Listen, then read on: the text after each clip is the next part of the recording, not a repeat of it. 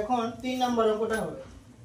দেখো 3 নম্বর অঙ্কে আছে 9p square - 24p q plus 16q square, তারপরে মাইনাস প্লাস 3ap - 4aq। এই প্রথম যে তিনটা সংখ্যা আছে এখানে a - b হোল স্কয়ারের সূত্র করবে। আমি এই মাইনাসটা দেখে বুঝতে পারলাম যে a - b হোল স্কয়ার হবে।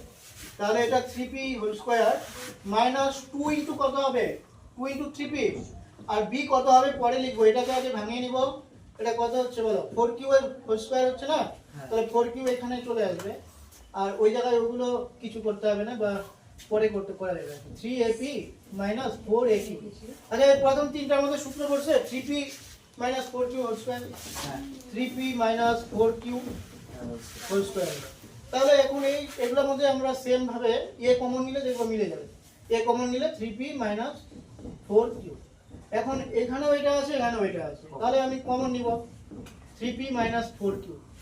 তাহলে এই জন্য কিন্তু আমি আগে সূত্রগুলো লেখা নিলাম। এই যে সূত্র কাজে লাগে, কখন কোন সূত্র কাজে লাগবে ঠিক নাই, সবগুলো সূত্র লাগবে।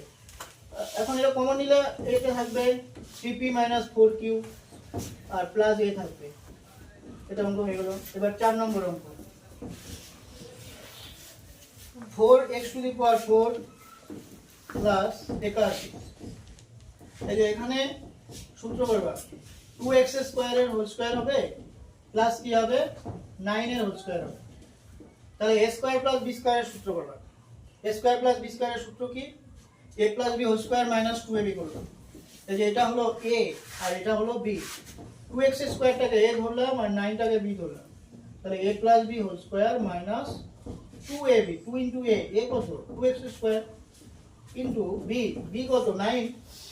তাহলে এখানে 2x square plus 9 whole square minus 2 গুণে 4, 4 9 36 x স্কয়ার। তাহলে এটা হবে, তাই এখানে আবার সূত্র করছে না, এটাকে a ধরো এটাকে b ধরো।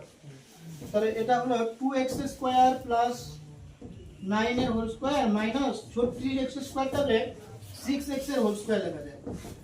তাহলে এটা হবে 6x একবার যোগ হবে, 6x একবার কি হবে বিয়োগ। তাহলে 2x square plus 9 plus 6x হবে একবার, আর একবার কি হবে 2x square plus 9 minus 6x। এবার 6x টাকে মিডিলে লিখে দিই 2x square plus 6x plus 9, তারপর 2x square minus 6x plus 9। এই সবার হয়নি এটুকু?